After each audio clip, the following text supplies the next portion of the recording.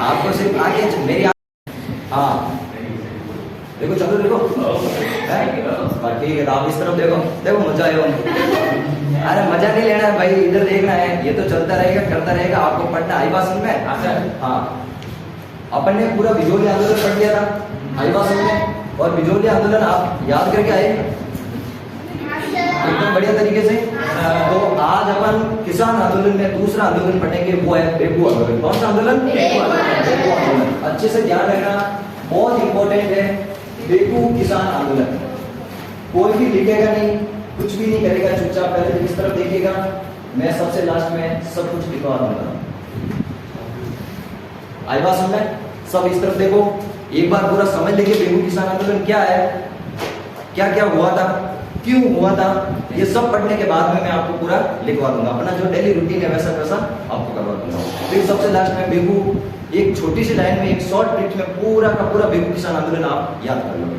देखो पहले तो आपको 2-3 चीजें यहाँ पे जो फैक्ट तथ्य के रूप में है उसको आपको याद रखना है। पहले आप ये बताओ, ये बेकू ये कौन सी रियासत में आता था? मेवाड़ रियासत। कौन सी रियासत? मेवाड़ रियासत। पहला पॉइंट आपको ध्यान रखना कि बेकू है वो कौन सी रियासत में आता था? आपके पास मेवाड़ रियासत, पहला पॉइंट। दूसरा पॉइंट, ये बेकू वर्तमान में कहाँ पड़ता है? Very good. बेकू कहाँ पड़ता है वर्तमान में? चित्तौड़गढ़ में। अच्छे से ध्यान रखना। दूसरी बात मैं आपको बता देता हूँ, अपन ने 2 दिन से जो बिजोली आंदोलन पढ़ा था, बिजोली आंदोलन में कौन सी जाति थी? कौन सी जाति थी? ये बिजोलिया के पास में एक छोटा सा ए श्रेणी का, मेवाड़ के ए श्रेणी का ठिकाना था बेकू। यहाँ पर भी कौन सी जाति थी? आई बात समझ में? जिस प्रकार बिजोलिया में जो जाति थी ना, वैसी की वैसी यहाँ पे भी कौन सी जाति थी? धाकड़ जाति थी। आई बात समझ में?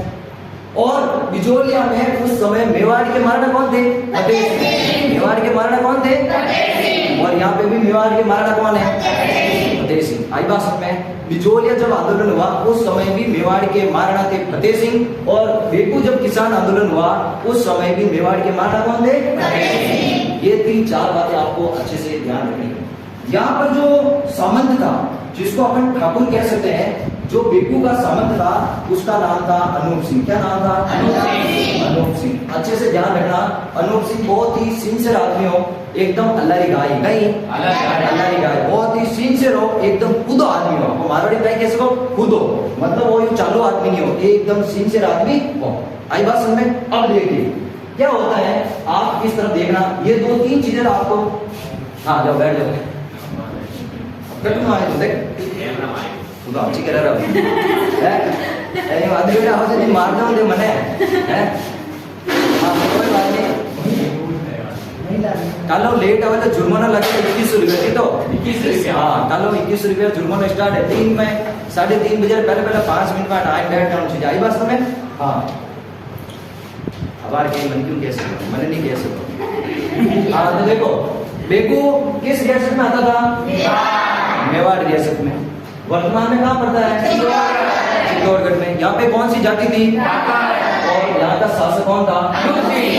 बेकू का सामंत कौन था? अनूप सिंह। आई बात समझ में? ये 3-4 चीजें आपको याद रखनी। अब क्या होता है आगे ध्यान रखना, ये जो बेकू किसान आंदोलन है इसके पास में बिजोलिया किसान आंदोलन हुआ था। तो बेकू किसान आंदोलन किसको देखकर या किससे प्रेरित होकर यहाँ पे बेकू में भी किसान आंदोलन हुआ? तो क्या बताओगे?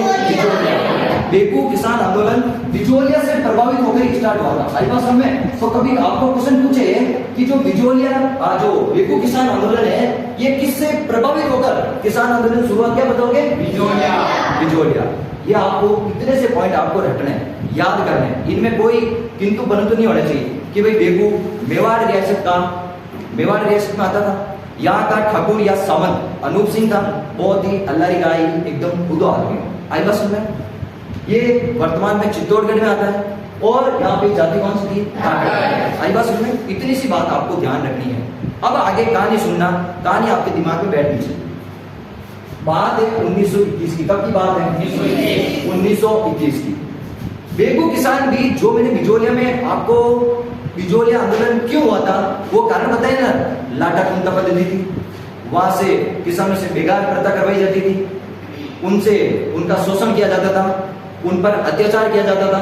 आज बात समझ में, सेम पूरे जितने भी किसान आंदोलन हुए सब जगह यही प्रॉब्लम थी। किसानों पर या तो अत्याचार किया जाता था, या उनका शोषण किया जाता था, या उन पर यदि मूड बनी यदि उनसे कोई लगा लिया जाता था। आई बात समझ, कभी खिचड़ी लाग ले ले, कभी लाली लाग ले ले, कभी गद्दा बुलाया कि भाई मारे महल बन रही हो, हाँ खच्चर बुला दिया कि भाई मारो महल बन रही हो, राजा के भाई मारो महल बन रही हो, आपके पास में जो भी खच्चर या गद्दे हैं वो मेरे महलों में लेके आओ, ताकि ये हमारे बोझ ढोने में काम आए, हमारे काम करवा दे। यानी कि कुल मिला के किसानों पर अत्याचार होता था, उन पर शोषण होता था, इसीलिए किसान आंदोलन करते हैं। आई बात समझ में, बात है 1921 की। बेगू के पास में ही एक गांव पड़ता है मैनाल। कौन सा गांव है? मैनाल। और गांव कौन सा है? जोर से बोलो, कौन सा गांव है? मैनाल में ही एक छोटा सा स्थान है भैरवकुंड। कौन सा कुंड है? कौन सा कुंड है? हाथ पर डुबकी नहीं लगानी। आई बात समझ में, इस भैरवकुंड में क्या नहीं लगानी है? डुबकी। आपको याद करना है कि बेगू किसान आंदोलन मैनाल नामक स्थान के भैरवकुंड से 1921 में शुरुआत हुई थी। अब आपको पूछे कि बेगू किसान आंदोलन कब शुरू हुआ? 1921। कहां से शुरू हुआ? और मैनाल भी ऑप्शन में नहीं होता, आप क्या बताओगे? भैरवकुंड। आई बात समझ। अब देखो भाई साहब, 1921 में शुरुआत तो हो गई। अब यहाँ के धाकड़ लोगों ने सोचा कि भाई अपन ने स्टार्ट तो कर दिया, लेकिन अपना नेतृत्व कौन करेगा, अपना नेता कौन बनेगा? तो यहाँ के धाकड़ बहुत चालू आदमी थे, बहुत होशियार थे। तो उन्होंने बोला कि भाई साहब अपने जो पास में बिजोलिया किसान आंदोलन है वहां पे कौन कर रहा है, इसको ढूंढो, उसको ढूंढो। तो कुछ धाकड़ होशियार थे, वहां गए और वहां जाके देखा तो वहां तो उत्तर प्रदेश का आया हुआ भूप सिंह गुर्जर, जिनका वो विजय सिंह पथिक, यानी वो बहुत ही जवान आदमी था, एकदम जोशीला आदमी था।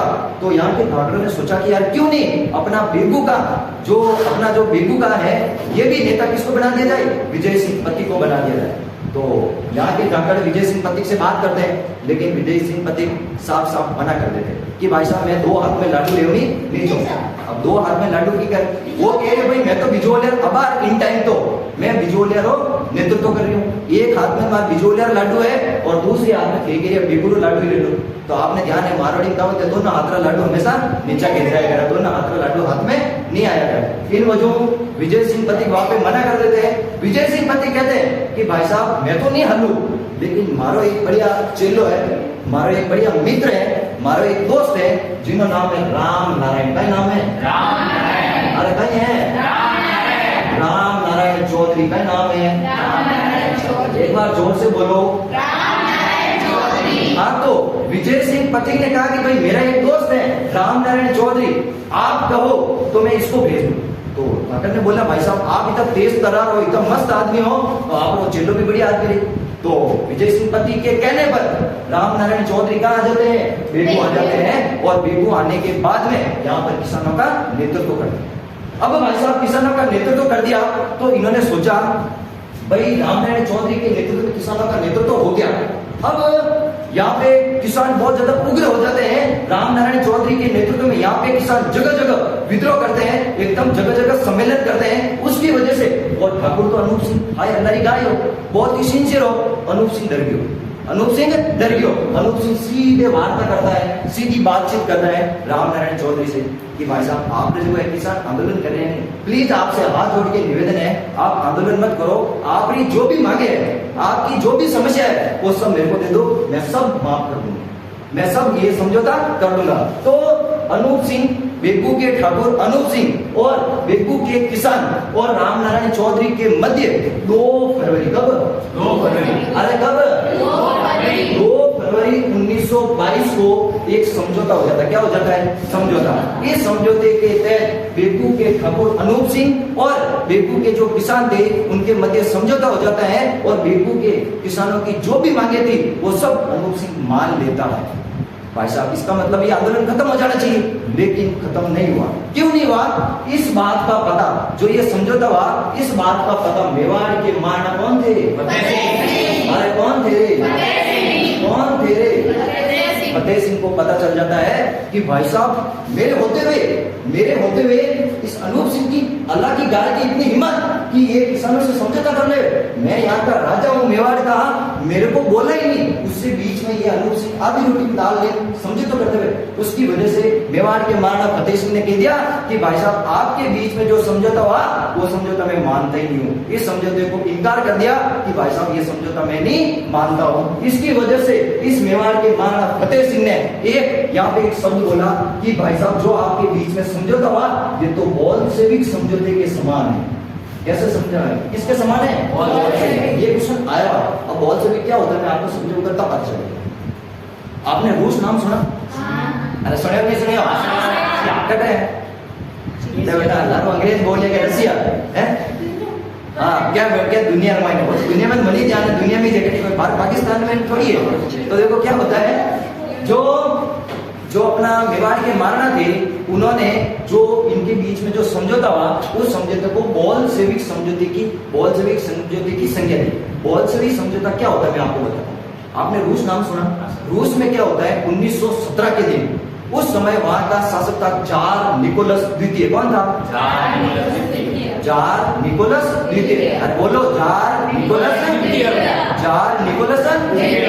उनके मध्य और वहां के बोल्शेविक के जो भी उनके आदमी थे उनके मध्य एक समझौता हो जाता है। वो भी ऐसा कैसा ही समझौता था। तो मेवाड़ के महाराणा ने बोला कि भाई साहब आपके बीच में भी जो समझौता हुआ ना वो सेम रूस में जो समझौता हुआ 1917 में सेम ऐसा कैसा ही समझौता है। आई बात समझ में? तो आपको एक चीज ध्यान रखना कि किस किसान आंदोलन को या राजस्थान के किस किसान आंदोलन को मेवाड़ के महाराणा फतेह सिंह ने बोल्शेविक समझौते की संज्ञा दी। तो आप क्या बताओगे? आई बात समझ में? अरे एक छोटी सी ट्रिक याद रखो, बेबो। क्या याद रखो? बेबो। बेबो ए से बेबू और बो से ए से बेबो और बो से आई बात समझ में? बेबो याद रखना, बेबू बोल्शेविक, बेबू हो जाएगा याद। आई बात समझ में? तो ध्यान रखना मेवाड़ के महाराणा ने बेकू के सामंत अनूप सिंह और वहां के किसानों के मध्य जो समझौता हुआ उस समझौते को बोल्शेविक समझौते की संज्ञा दी। आई बात समझ में? आगे अब भाई साहब क्या होता है कि मेवाड़ के महाराणा को गुस्सा तो इस तरफ आया हुआ ही था कि भाई साहब ये कौन होता है अनूप सिंह ने समझौता करने वाले। इसकी वजह से मेवाड़ के महाराणा अनूप सिंह को बुलाते हैं उदयपुर। कहाँ बुलाते हैं? अरे कहाँ बुलाते हैं? और उदयपुर बुलाने के बाद में इस भाई साहब को कर देते हैं नजरबंद। अरे क्या कर देते हैं? नजरबंद। और मेवाड़ के महाराणा ने कहा कि भाई साहब मैंने बेगू का जो संबंध था अनूप सिंह उसको तो मैंने बुला दिया उदयपुर, और उदयपुर बुलाने के बाद मैंने क्या कर दिया? क्या कर दिया? अब बेगू का पीछे शासन कौन संभालेगा? तो मेवाड़ के महाराणा का एक बढ़िया आदमी था, मतलब इतो नीच आदमी हो, इतो कामचोर आदमी हो, एक नंबर को नट्टो आदमी जिनका नाम हो लाला अमृतलाल। क्या नाम हो? अरे क्या नाम हो? इस लाला अमृतलाल को बेकू का जो संबंध था अनूप सिंह को तो उदयपुर में नजरबंद कर दिया। और मेवाड़ के महाराणा फतेह सिंह ने अपना जो आदमी था बेकू का लाला अमृतलाल, इसको बेकू का मतलब यहाँ पे उसको रख दिया कि भाई तेरे को आज से शासन संभालना है, तेरे को यहाँ से ध्यान देना है। अब ये भाई साहब इतना खतरनाक आदमी रिश्वतखोर था, हमेशा किसानों पर कोई नया लगा देता था, हमेशा अपनी सेना को ले जाकर किसानों पर अत्याचार करता था। उसकी वजह से किसान और बढ़ गए और किसानों ने सोचा कि यार हमारा इतना बढ़िया आदमी, इतना मस्त सामंत था, उसको तो मेवाड़ के महाराणा ने गिरफ्तार कर दिया और इस नीच आदमी को हमारे यहाँ भेज दिया। उसकी वजह से किसानों ने सोचा कि भाई ऐसे काम नहीं चलेगा, अब अपने को करना पड़ेगा आंदोलन। क्या करना पड़ेगा? अरे क्या करना पड़ेगा? क्या करना पड़ेगा? आंदोलन। क्या करना पड़ेगा? आंदोलन। अब सभी किसान, एक गांव है जिसका नाम है गोविंदपुरा गांव। कौन सा गांव है? गोविंदपुरा। अरे कौन सा गांव है? गोविंदपुरा। इस गोविंदपुरा गांव में सभी बेगू के धाकड़ वो यहाँ पे एकत्रित होते हैं। अब भाई साहब आप पूछोगे कौन सी तारीख को एकत्रित होते हैं? तो आप ध्यान रखना, एक गाना सुना दो है मस्त। हालांकि देखो मेरे सुर लय ताल वगैरह कुछ भी नहीं है, वो यूं समझ लो खोजने को फटोड़ साउंड की फटोड़ स्पीकर क्या सुना उसके समान है, लेकिन आपको उस गाने में गोविंदपुरा की कहानी याद हो जाएगी। आई बात समझ में? हाँ, हालांकि मैंने वो अच्छों की लागे था सुनाई दो। ठीक है सुनो। तेरा साथ है तो है तो सुनाई। हाँ तो हाँ बढ़िया रागी है। अच्छा हमारा बढ़िया रागी तो एक बार सुनो बेटा भाव क्यों सुनो। हाँ तेरा साथ है तो हम दो हमारे तीन जाएंगे। तो ध्यान रखना कि हम दो हमारे तीन नहीं होने चाहिए, हम दो हमारे दो होने चाहिए। आई बात समझ में यूनी गवर्नमेंट वाला उठान के लो मास्टर लड़की है तो बेटे हम दो हमारे पकड़न ले रहा है हमें भी सीधा गिरफ्तार करेगा। तो देखो तेरा साथ हो तो हम दो हमारे तीन हो जाएंगे। ये बस गाना याद करना, ऐसा नहीं कि तीन जमुरा पैदा कर लो ध्यान रखना। फिर नौकरी में परेशानी हो जाएगी आपके। मेरे पहले कह देता हूँ गवर्नमेंट की पॉलिसी हम दो हमारे दो। छोटा परिवार छोटा परिवार सुखी परिवार। तो देखो 13 जुलाई सात का मतलब क्या हो गया 13 जुलाई 1923। इसके आगे क्या लगा था 1900। देखो 13 सात है तो हाँ 13 सात 1923।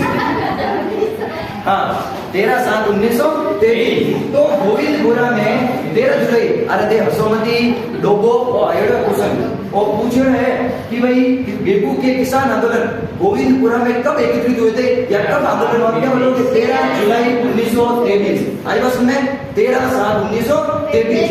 इस दिन क्या होता है बेगू के किसान बेगू के जितने भी धाकड़ लोग थे वो सब यहाँ पर एक शांतिपूर्ण किसानों की सभा आयोजित कर रहे होते।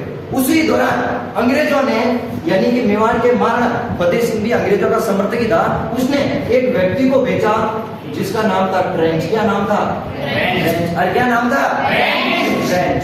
इस मेवाड़ के महाराणा ने इस ट्रेंच को भेजा और ट्रेंच अटैक आए देखे कि भाई साहब ये तो किसान सब हमारे विरोध में मतलब यहाँ पे सभा कर रहे हैं।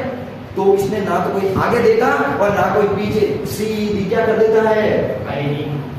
अरे क्या कर देता है फायरिंग। और फायरिंग करते यहाँ पे सीधे दो आदमियों के विकेट उड़ जाते हैं। एक का नाम है रूपाजी धाकड़ और एक का नाम है कृपाजी धाकड़। अच्छे से ध्यान रखना क्वेश्चन आया हुआ है रूपाजी धाकड़ और कृपाजी धाकड़ का संबंध किस किसान आंदोलन से क्या बेगू किसान आंदोलन। कौन सा आंदोलन में। तो यहाँ पे जो गोविंदपुरा गांव में 13 जुलाई 1923 को किसानों की एक शांतिपूर्ण सभा आयोजित हो रही थी।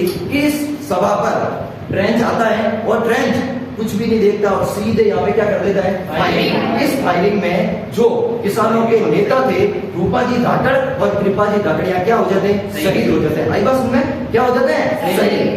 यहाँ तक समझ में आई कहानी। हालांकि मैं एक बार पूरी शॉर्ट में बता दूंगा, क्वेश्चन क्या आएगा वो भी बता दूंगा और एक ही लाइन बताऊंगा उसमें पूरा बेगू आंदोलन ठिकाने लग जाएगा। आई बात में ध्यान रखना इसमें। और वो तो क्वेश्चन मैं कहता हूँ 100% क्वेश्चन आवे कि रूपाजी धाकड़ और कृपाजी धाकड़ का संबंध कौन से आंदोलन से क्या बताओगे बेगू किसान आंदोलन। आई बात में याद रखना इसको। आई बात में हर नहीं आएगी। तो अब क्या होता है जब रूपाजी धाकड़ और कृपाजी धाकड़ का यहाँ पे शहीद हो जाते हैं उसके बाद में धीरे धीरे यहाँ पे जो ये आंदोलन है ये आंदोलन क्या हो जाता है समाप्त हो जाता है। आई बात समझ में।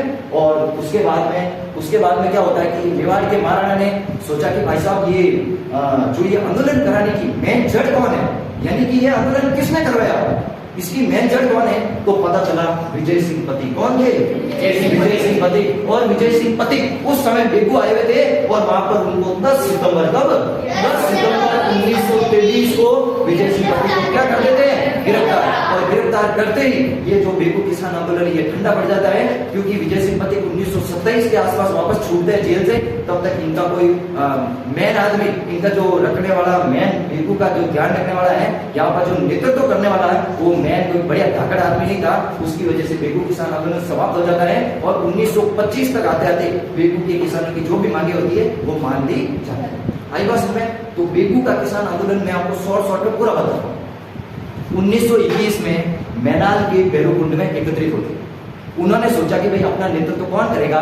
तो वो बिजोलिया जाते हैं और विजय सिंह पथिक से मुलाकात करते हैं। विजय सिंह पथिक रामनारायण चौधरी का नाम लेते हैं। रामनारायण चौधरी विजय सिंह पथिक के कहने पर बेगू किसान आंदोलन बेगू में आते हैं और यहाँ पे आने के बाद में उनका नेतृत्व करते हैं। आई बात समझ। उसके बाद में आपको अच्छे से यही बात ध्यान रखनी 13 जुलाई 1923 को गोविंदपुरा गांव, यहाँ पर बेगू के धाकड़ों का यहाँ पे एक शांतिपूर्ण सम्मेलन हो रहा था। इस सम्मेलन पर ट्रेंच आता है और यहाँ पे अंधाधुंध फायरिंग करता है, जिसमें रूपाजी धाकड़ और कृपाजी धाकड़ क्या हो जाते हैं, शहीद हो जाते हैं। आई बात समझ में, शहीद हो जाते हैं। उसके बाद में पति का पता चलता है कि भाई यहाँ की मेन जड़, जो बेगू किसान आंदोलन करवाने का मेन जड़ कौन था, पति जी, वो भी बेगू आए हुए थे। उनको यहाँ पर 10 सितंबर 1923 को गिरफ्तार कर लिया जाता है। इस प्रकार बेगू का किसान आंदोलन क्या हो जाता है, समाप्त। आई बात समझ में। अब देखो, अब यहाँ से क्या क्या क्वेश्चन आते हैं वो अच्छे से ध्यान रखना। हाँ सर, कितना प्रकार लगा? यहाँ पे कितने 53 प्रकार के 53। आई बात समझ में, 53 प्रकार के यहाँ पे लगाने थे। मेवाड़ जो अपना बिजोले था वहाँ पे 84 प्रकार की, कितनी प्रकार की, 84 प्रकार की। यहाँ पे 53 प्रकार की, कहीं कहीं आपको 53 बताएगा। और एक दो किताब मैंने पढ़ी वहाँ पे 25 प्रकार की, 25 प्रकार की बताते हैं। लेकिन 25 प्रकार की मैंने बूंदी किसान आंदोलन में बताऊंगा। कहाँ पे, बूंदी किसान आंदोलन, बूंदी में जो बरड़ किसान आंदोलन हुआ ना, वहाँ पे बताऊंगा। यहाँ पे 53 बता दी है, ज्यादातर किताबें 53 बताती है, और कुछ एक दो किताबों को छोड़कर एक दो किताबें 25 बताती है। आपको 25, हालांकि अगर 53 या 25 का क्वेश्चन कभी नहीं आया। आई बात में, ऐसा कभी क्वेश्चन आया ही नहीं। जो प्रॉब्लम डालता है ऐसे कोई डाउटफुल क्वेश्चन, वो कभी आता ही नहीं है। 25 या 53 का क्वेश्चन आप कितनी भी पेपर उठा के देख लेना, ऐसा क्वेश्चन कभी नहीं आया। बिचौलिया का जरूर आता है, 84 वहां पे फिक्स थी। आई बात सुनना। और कोई यहाँ पे जो पढ़ा है इसमें कोई प्रॉब्लम, कोई दुख दर्द, कोई तकलीफ कुछ भी नहीं है। देखो थोड़ी सी और ध्यान रखना। देखो एक ध्यान रखना, देखो क्या याद रखना, देखो देखो बेटर है, क्या है, बेटर है रूपा से और कृपा से। बेगू किससे बेटर है, रूपा से और कृपा से। आई बात में, बेगू आंदोलन बॉल से भी, बेगू आंदोलन बॉल से, फिर वापस बेगू आंदोलन ट से ट्रेंच, ट से ट्रेंच, र से यहाँ का नेतृत्व तो किसने करा, राम नारायण चौधरी। र से क्या याद करोगे, राम नारायण चौधरी। यहाँ पे कौन दो व्यक्ति मारे गए, और रूपा जी धाकड़ और बेगू बॉल से भी क्रांति। वापस बेगू याद रखने के लिए ट्रेंच, रामनारायण चौधरी, रूपा जी धाकड़ और कृपा जी धाकड़ शहीद हुए थे। और एक क्रांति याद, तारीख याद रखो 13/7/1923। आई बात समझ में। बस इतना सा आपको बेगू के बारे में याद करना है, इसके अलावा आपको कुछ भी याद करने की जरूरत नहीं। आई बात समझ में। याद हो गया नहीं हो गया है, जोर से बोलो। बेटा रोटी खानी है कहते, और वास्तव में चिवड़ा मंगो, कचौरी मंगो, लाड़ा मत नाग जो ये इसको बंद करना होगा।